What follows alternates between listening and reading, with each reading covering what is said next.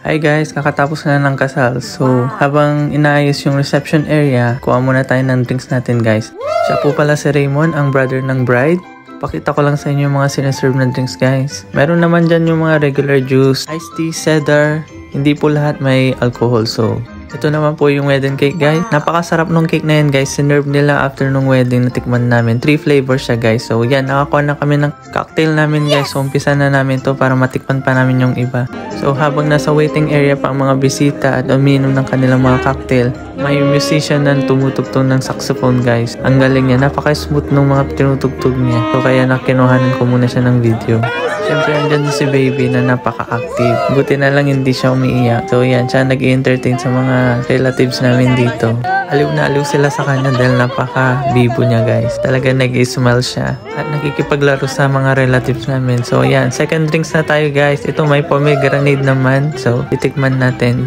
Medyo matapang siya guys. Mapasubo ata ako dito. So andyan, na-corner na namin finally yung bagong kasal. So nakipag-cheers na rin ako sa kanila guys. Congrats sa inyo, Joanne and Anthony. So ayan, kuha na natin ibang bisita. Ayan pala si Mac, ang kapatid ng misis ko. Ito na yung mga ibang relatives namin. Yung iba dyan guys, galing Pampinas. So pumunta sila dito para lang umattend dito sa kasal. Tapos bigla akong nag-CR guys. So, nung nag-CR ako guys, napadaan ako doon sa reception. Kaya kinuhanan ko na din. So, yan na siya guys. Dito siya kinasal. Dito din gaganapin yung reception guys. So, yan. Umupo na kami sa upuan namin guys. Yan yung mga program at yung pakulo ng kasal. Table number 1 kami nakasan guys. So, mabuti na lang nasa corner guys. Para just in case nung umiyak si baby, hindi masyadong maka-istorbo. So, andyan yung mga pangalan namin guys. So, ito si baby Zach.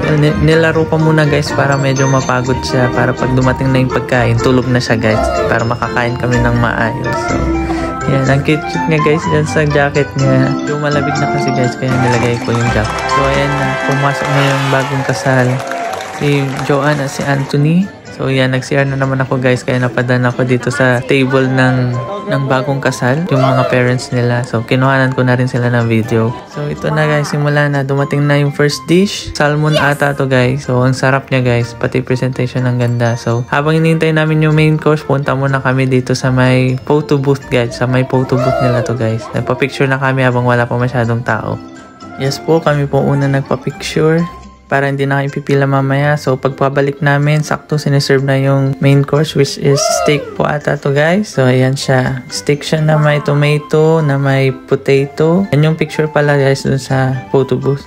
So paano ba yan? Umpisahan ko na to guys, lalantakan ko na to. So, ayan. Unang subo, masarap siya guys. Actually hindi ako mahilig sa medium rare.